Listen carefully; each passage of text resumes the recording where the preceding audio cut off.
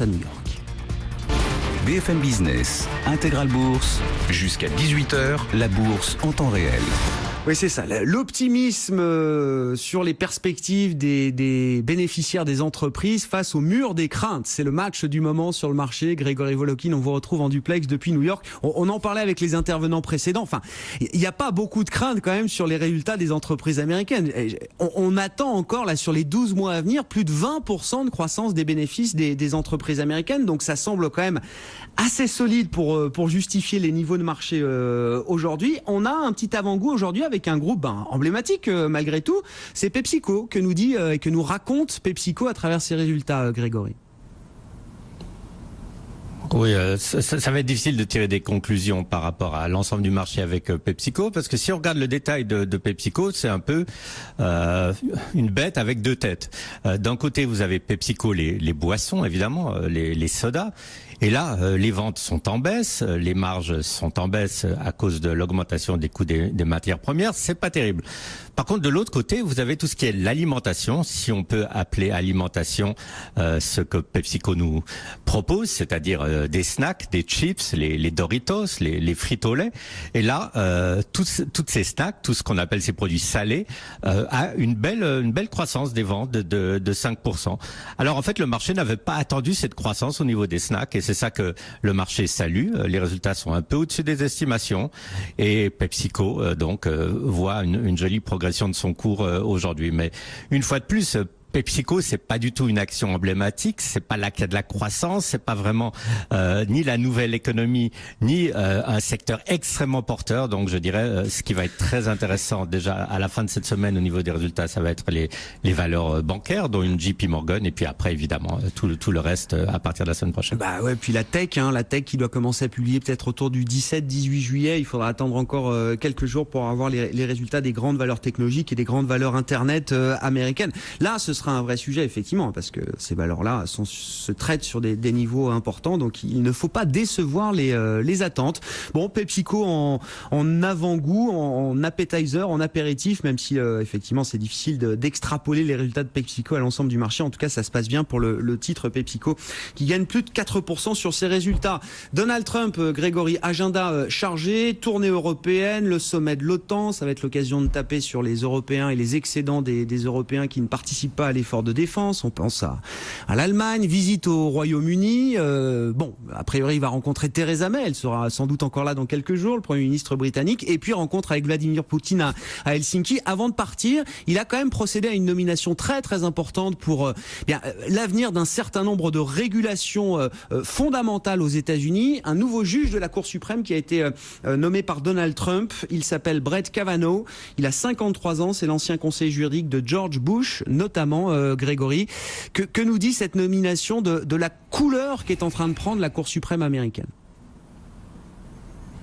C'est difficile quand on est en France ou en Europe d'imaginer l'importance de cette Cour suprême, parce que quand vous êtes un des juges de la Cour suprême, d'abord vous êtes nommé à vie.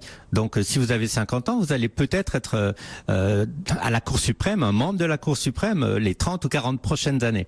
L'autre chose, c'est que qu'est-ce que c'est la Cour suprême? La Cour suprême est là comme la garante de la Constitution. Donc évidemment, chaque fois qu'il y a une nouvelle loi ou un mouvement de protestation, etc., tout remonte en gros légalement jusqu'à la Cour suprême, et c'est l'arbitre ultime au niveau de tout ce qui est législatif aux États-Unis. Donc c'est extrêmement important. On peut dire même que les membres de la Cour suprême sont les personnalités les plus respectées aux États-Unis dans tout le monde qu'on pourrait appeler politique. Évidemment, c'est pas des hommes politiques, mais ils sont beaucoup plus respectés que les sénateurs, que les présidents, vice-présidents, etc. Alors, pour cette nomination de Kavanaugh, ce qu'il faut dire, en fait, je dirais, c'est que Donald Trump a plutôt bien joué, parce que il aurait pu écouter en fait ses feelings. C'est quoi le feeling de Donald Trump? C'est toujours un peu d'outrance, de faire vraiment plaisir à sa base. Alors il aurait peut-être aimé nommer une femme qui était extrêmement contre l'avortement. Hein, c'est quelque chose qui aurait plu à sa base. Il aurait pu nommer un autre juge qui était lui de milieu populaire, plus démagogue. Et en fait là, c'est un choix qui fait évidemment de quelqu'un d'extrêmement conservateur, mais qui est, je dirais, le fruit du système. C'est quelqu'un qui a été nommé pour la première fois par George Bush. Il a travaillé déjà Kavanaugh à la Maison Blanche pendant très longtemps. Il est très très connu de tous les milieux conservateurs. Il enseigne à Yale University. Il est respecté. Il n'y a aucun problème à ce niveau-là. Et je dirais pas que c'est un choix consensuel. Non, c'est un choix conservateur, mais ça va pas être si facile pour les démocrates, qui sont minoritaires, de s'opposer à cette nomination, car on peut pas traiter ou dire que Kavanaugh est un extrémiste ou un fou furieux. Pas du tout. C'est quelqu'un qui applique la Constitution à la lettre, qui est pour renforcer peut-être un peu les pouvoirs du président, ce qui plaît à Donald Trump. Mais tout ça laisse à dire que pourquoi est-ce que Trump a bien manœuvré, c'est qu'il a trouvé la personne qui sera peut-être avec le plus de facilité admise dans cette Cour suprême. Alors pourquoi c'est si important? C'est que en fait, le juge qui a quitté la Cour suprême, qui a pris sa retraite, le juge Kennedy, était le juge qu'on appelait le juge qui faisait un peu pencher la balance entre la gauche et la droite, entre les démocrates et les républicains, entre les libéraux et les conservateurs. Maintenant qu'il est plus là, ça va être le rôle de Kavanaugh de faire pencher la balance, et cette balance, évidemment, elle va pencher du côté conservateur. Il y a quand même quelque chose qu'il faut dire, c'est que c'est très difficile de prévoir comment un juge évolue à long terme, et très souvent un juge qui est nommé comme étant un juge très conservateur peut étonner par les arrêtés ou les votes qu'il fait. Donc première étape pour Kavanaugh, c'est de passer devant le Judiciary Committee du Sénat, et après évidemment qu'il y ait un nombre suffisant. Et là, le nombre suffisant, tout simplement, c'est 50 sénateurs plus 1. La majorité républicaine est là. On ne sait jamais, il peut y avoir des défections, mais il peut y avoir aussi des démocrates qui votent pour lui, tout simplement. Ces démocrates veulent sauver ou sauvegarder leur chance d'être élus dans les États qui sont favorables à Donald Trump lors des élections de midterm. Assez compliqué tout ça, mais un choix qui est en tout cas plutôt très subtil de la part de Donald Trump, donc en fait sûrement du conseiller principal de Donald Trump, qui est en gros l'avocat de la Maison Blanche, qui a vraiment mené ce dossier plutôt bien. Quand c'est subtil, ça ne vient pas de Donald Trump directement, c'est ça, Grégory, qu'il faut comprendre. Ça vient de ses conseillers et de ses conseillers les plus subtils. Non mais en tout cas voilà, blague à part, nomination fondamentale. Alors pour la vie des affaires et pour les droits sociaux aux États-Unis, avec la nomination donc de ce magistrat conservateur Brett Kavanaugh à la Cour suprême. C'est déjà la deuxième nomination d'un juge de la Cour suprême faite par Donald Trump depuis son arrivée à la Maison Blanche. Allez, on parle un peu business, on suivra évidemment la tournée européenne de Donald Trump. Un mot de ce qu'Amazon est en train de construire là pour le Prime Day d'Amazon. C'est la grande braderie d'Amazon qui est en train de se répandre à travers la planète. La date a été fixée le 16 juillet cette année. Grégory, je trouve qu'Amazon nous raconte aujourd'hui comment est-ce qu'ils vont nous inciter à consommer évidemment, mais récompenser, la manière dont ils vont récompenser leurs membres privilégiés, leurs membres les plus fidèles, pour les inciter à consommer toujours plus chez eux, chez Amazon et dans les filiales d'Amazon. Le système est implacable. Ouais. Le système est en train de se mettre en place en fait. Donc il y a deux buts pour Amazon. Le premier but, c'est évidemment d'avoir des nouveaux membres Prime, parce qu'un membre Prime paye plus que $100 par année. Donc ils vont sûrement avoir des tas de nouveaux membres qui vont profiter de cette journée de solde. L'autre but d'Amazon, c'est qu'il faut pas oublier qu'Amazon a fait une acquisition importante qui était celle de Whole Foods, la chaîne de supermarchés, pour $13 milliards. Et Amazon a un marché dans lequel ils veulent absolument s'étendre, c'est le marché de l'alimentation et de tout ce qui a un rapport avec ce qu'on trouve dans les supermarchés. Pourquoi ils veulent vraiment s'étendre dans ce marché? C'est que c'est un marché de $800 milliards par année, qui n'est pratiquement pas encore pénétré par Internet, car les ventes de nourriture et de ce qui est, je dirais, paranourriture, si on peut appeler ça comme paranourriture des produits de lessive, des savons, mais enfin tout ce qu'on trouve en supermarché, ces ventes, pour le moment, c'est à peine $10 milliards par année sur Internet. par rapport aux 800 milliards dans les supermarchés. Donc Amazon, qui a déjà 18% de ce marché, ils veulent attirer des gens sur Internet pour qu'ils consomment. Alors qu'est-ce que Amazon espère? Est-ce qu'ils espèrent que les membres de Prime et les autres vont acheter vraiment des steaks, des produits frais sur Internet?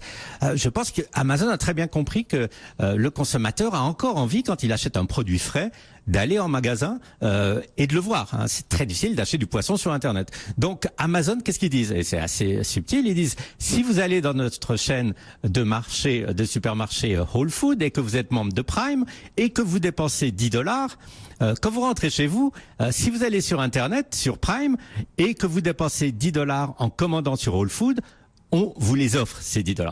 Alors qu'est-ce que vont faire les gens? Et c'est exactement ce que veut Amazon. Ils veulent, Amazon, que les gens aient acheté des produits frais en supermarché, rentrent chez eux et commandent le reste sur Internet. Et le reste, qu'est-ce que c'est? C'est ce qu'on trouve vraiment dans les supermarchés, que ça soit le papier de toilette, la lessive, le savon, les céréales, tous ces produits qui, à la limite, ne sont pas forcément très intéressants ni à transporter, ni même à voir, et qu'on peut totalement commander sur Internet. Donc, on voit comment se met en place la tactique de Amazon, attirer les gens pour qu'ils achètent les produits frais dans leur chaîne de Whole Foods, pour qu'ils rentrent chez eux, et que d'abord gratuitement le jour de Prime pour $10, ils achètent des céréales et d'autres produits qui ne sont pas des produits frais, et prennent cette habitude. Le marché est absolument immense et c'est un marché à saisir. Oui, c'est grande braderie chez Amazon. Le 16 juillet, effectivement, une grande opération. C'est pas nouveau, mais c'est vrai que ce Prime Day est amené à s'étendre avec toujours plus d'abonnés Prime chez Amazon. Donc on relèvera les compteurs avec vous, j'imagine, Grégory, le 16 juillet prochain ou dans les heures qui suivront pour voir, alors mesurer l'ampleur du carton. Ce sera forcément un carton, mais mesurer l'ampleur du carton de ce Prime Day organisé cette année le 16 juillet par Amazon. Un mot pour finir, Grégory, alors d'un autre feuilleton qu'on suit régulièrement avec vous, le feuilleton Tesla, avec à l'instant les autorités de Shanghai qui confirment un accord avec le groupe Tesla pour la construction d'une gigantesque usine en Chine, donc à Shanghai. Le pari de l'usine alors américaine est déjà compliqué pour Elon Musk. Que peut-on dire de ce pari chinois là, toujours dans la production, avec l'ambition de pouvoir produire 500 000 véhicules par an en Chine? Oui, alors où on fait de l'ironie, ou on essaie de voir les faits. Alors j'ai plutôt envie de faire de l'ironie, mais les faits sont quand même là. Ça fait 3 ans que Elon Musk est en train de discuter avec les autorités chinoises pour ouvrir une usine en Chine. C'est clair qu'il y a des raisons derrière cela. La première raison, on l'a sous les yeux aujourd'hui, c'est que actuellement, depuis le début de la semaine, les Tesla qui sont exportés des États-Unis en direction de la Chine sont taxés à hauteur de plus de 30%, ce qui rajoute pratiquement $30 000 par voiture Tesla vendue en Chine. Donc, il faut bien les construire en Chine. Ça, c'est une chose. L'autre chose, c'est que le marché chinois, au niveau des voitures électriques, est un marché absolument phénoménal. Et pour le moment, malheureusement pour Tesla, ils en ont que 3% de ce marché. Donc, toutes les raisons sont absolument évidentes pour que Tesla veuille construire des voitures en Chine. Maintenant, l'autre question, c'est est-ce qu'ils vont pouvoir le faire? Alors, c'est toujours extrêmement difficile à dire. Ils ont mis très longtemps pour arriver à ce but de production de 50 000 voitures mensuelles aux États-Unis. On l'attendait depuis 2 ans, ce but. Ils l'ont finalement réussi au mois de juin. On a tout de suite mis en cause ce chiffre en disant que ils pourront peut-être pas le répéter. Donc maintenant, on peut se dire 500 000 voitures par année, et cela dès 2021, hein, c'est même pas demain.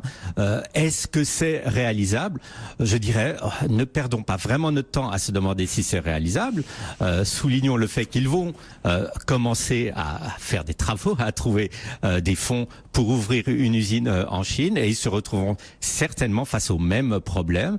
C'est quoi le même problème? C'est que c'est extrêmement difficile quand on est entre guillemets un nouvel entrant dans un domaine que l'automobile, de produire en masse. Et ça, c'est ce que voit Tesla maintenant depuis des années en Chine. Ils verront sûrement la même chose depuis des années aux États-Unis. Ils verront sûrement le même problème en Chine. Mais enfin, l'effet d'annonce, en tout cas aujourd'hui, est reçu positivement. Merci beaucoup, Grégory. Grégory Volokin en duplex, tous les jours avec nous depuis New York, le président de Mescard Financial Services. BFM Business, Intégral